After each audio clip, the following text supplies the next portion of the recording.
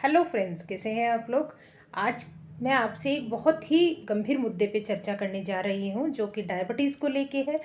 हमारे भारत में आने वाले टाइम में लगभग हर दूसरा या तीसरा पर्सन या तो प्री डायबिटिक होगा या डायबिटिक होगा।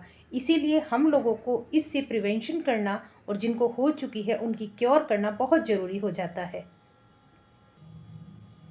डायबिटीज़ जो है वो एक गलत लाइफस्टाइल से होने वाली प्रॉब्लम है।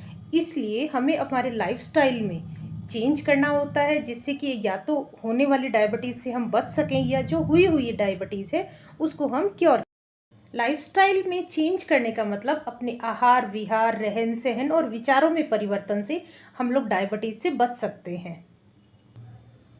अकॉर्डिंग टू आयुर्वेदा डायबिटीज़ के लिए 4 तरह की औषध मानी जाती है: आहार विहार, औषध और आचार।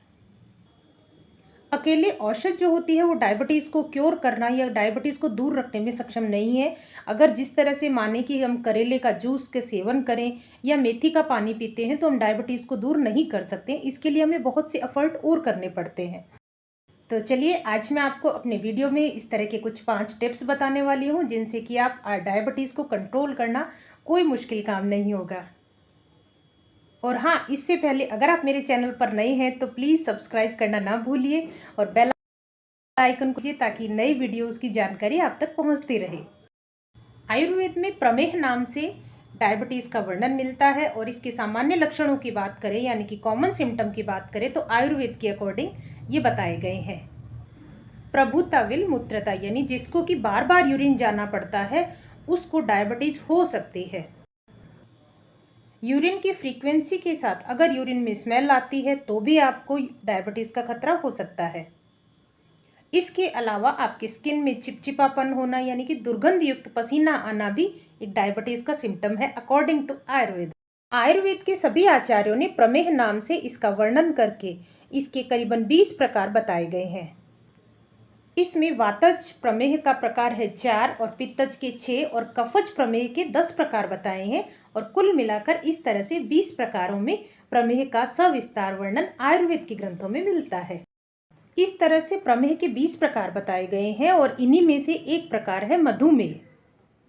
इसी के साथ साथ आयुर्वेद में स्थूल मेह और कृश प्रमेह भी बताया गया है यानी कि जो लोग मोटे हैं और डायबिटिक है उन्हें हम स्थूल मेह बोल सकते हैं और जो पतले हैं उनको डायबिटीज़ है तो उन्हें कृश प्रमेह बोल सकते करना है तो वो इस प्रकार से वर्णन करते हैं।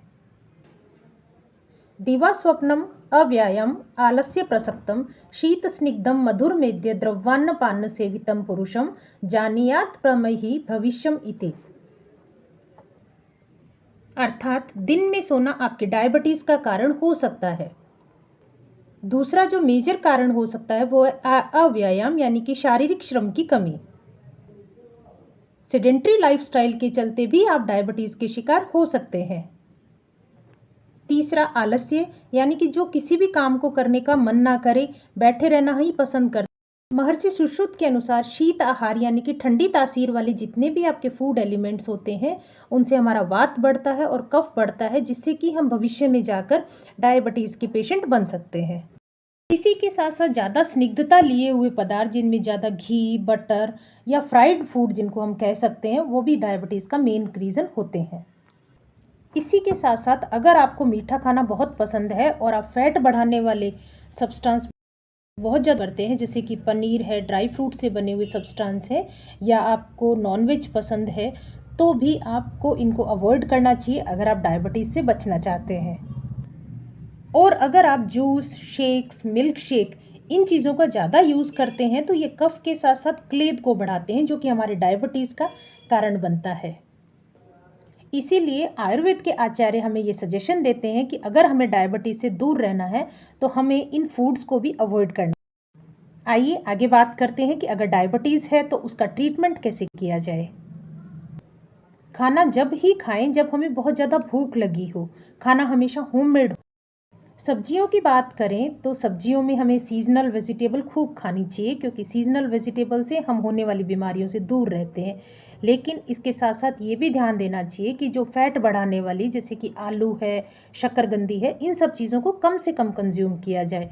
और इसके साथ साथ अगर आप फैटी और डायबिटीज़ हैं यानी कि स्थूल में ही हैं तो करेले की सब्जी का नित्य प्रयोग करें या कम से कम हफ्ते में 2 बार तो करेले की सब्जी अवश्य लें। स्थूल में ही लोगों के लिए एक बहुत अच्छी रेमेडी है जिसको कि गिलोय बोलते हैं। गिलोय के पत्तों की सब्जी स्थूल लोगों को अवश्य ही सेवन करनी चाहिए। अगर गिलोय की स्टेम का आप जूस नाश्ते के समय लेते हैं और साथ ही साथ नीम की 4-5 पत्तियों का जूस भी आप लेते हैं या सीधा चबा लेते हैं तो ये आपके लिए बहुत अच्छा रहेगा, बेनिफिशियल होगा आपके शुगर लेवल को कम करने के। डायबिटीज़ के रोगियों के लिए कड़वा रस जितना उपयोग किया जाता है उतना ही उनकी सेहत के लिए अच्छा रहता है। ये हमें गिलोय की सब्जी और करेले के सेवन से पता चल जाता है। कई जगह ये भ्रांतियाँ फैली होती है कि डायबिटीज़ के पेशेंट को राइस का यूज़ नहीं करना चाहिए, परंतु इसके लिए आज मैं आपको एक सजेशन दे रही हूँ कि राइस का यूज़ करना चाहिए लेकिन लिमिटेड क्वांटिटी में, और उसको खुले बर्तन में बनाकर उसकी मांड को अलग कर देना चाहिए। वो राइस और 1 साल पुराना होना चाहिए। ये अगर चावल डायबिटीज़ पेशेंट यूज़ करता है तो उनको कोई परेशानी नहीं होगी, वो उनके लिए अच्छा रहेगा। गेहूं यानी कि व्हीट में जो स्निग्धता बहुत ज़्यादा लिए होता है, इसीलिए डायबिटीज़ के पेशेंट्स को ये सजेशन दिया जाता है कि आप बाजरा, मिलेट आदि यूज़ करें जिससे कि आपकी बॉडी की स्निग्धता कम हो यानी फैट कम हो।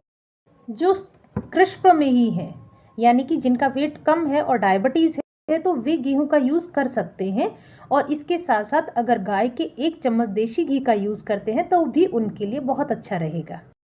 अगर आप डायबिटीज़ पेशेंट हैं और फिर भी मीठा खाने का मन हो रहा है तो आप शहद ले सकते हैं, क्योंकि शहद जो होता है वो कफ के साथ साथ क्लेद को कम करने वाला है जो कि हमारे डायबिटीज़ के लिए बहुत अच्छा होता है। इसीलिए लिमिटेड यूज़ ऑफ हनी आप कर सकते हैं। इसी के साथ साथ अगर आप अचार खाना चाहते हैं तो उसमें हल्दी, आंवला और लहसुन, इनका मेथी युक्त अचार अगर आप सेवन करते हैं तो आपके डायबिटीज़ में बहुत लाभ होगा। तो चलिए अब बात करते हैं, अगर डायबिटीज़ पेशेंट स्वर्ण सिद्ध पानी का यूज़ करते हैं यानी कि स्वर्ण सिद्ध जल का उपयोग करते हैं तो ये आपकी इम्यूनिटी को बढ़ाने के लिए बहुत बेस्ट होगा। आयुर्वेद की संहिताओं में प्रमेह की चिकित्सा में व्यायाम और योगासन, एक्सरसाइज, इनका बहुत महत्व बताया गया है। इन सब चीज़ों की मदद से आप अपने ब्लड शुगर लेवल को बहुत हद तक कंट्रोल कर सकते हैं। योगासन की बात करें तो इनमें मेनली पश्चिमोत्तानासन, भुजंगासन, शशांकासन, अर्धमत्स्येंद्रियासन और मंडूकासन, इन 5 आसनों का उपयोग करके आप अपने शुगर लेवल को मेंटेन कीजिएगा। अगर आप डायबिटीज़ हैं तो स्ट्रेस, किसी भी प्रकार का एंजाइटी या आपको डिप्रेशन हो रहा है तो ये भी आपकी शुगर लेवल को इंक्रीज़ कर सकता है। इसके लिए सबसे बेस्ट ऑप्शन है कि आप मेडिटेशन यूज़ कीजिए या योगासन का अभ्यास कीजिएगा। इसके साथ साथ आयुर्वेद में डायबिटीज़ के पेशेंट के लिए अभ्यंग का बहुत महत्व बताया गया है, विशेषतः पादाभ्यंग का, यानी कि पैर के तलवों की हल्के हाथों से मसाज की जाती है तो इससे भी हमारा शुगर लेवल बहुत हद तक कंट्रोल किया जा सकता है। आयुर्वेद में डायबिटीज़ की मेडिसिन के लिए प्रमेह शमन योग या प्रमेह संशमन योग का वर्णन हमें मिलता है। इसमें मेनली हल्दी, आंवला और शहद का योग पाया जाता है। इसके लिए आप हल्दी की 1/4 चम्मच, शहद 1 चम्मच और आंवले का जूस 10 से 15 ml तक यूज़ कर सकते हैं सुबह खाली पेट। और अगर आप शहद को नहीं लेना चाहते हैं तो भी आप शहद को अवॉइड कर सकते हैं, केवल हल्दी और आंवले का जूस भी आप यूज़ करें। तो इस तरह से हम हमारे आहार विहार आचार में परिवर्तन करके डायबिटीज़ को क्योर भी कर सकते हैं और उसको हम दूर भी कर सकते हैं। तो प्लीज़ आप इन स्टेप्स को फॉलो कीजिएगा।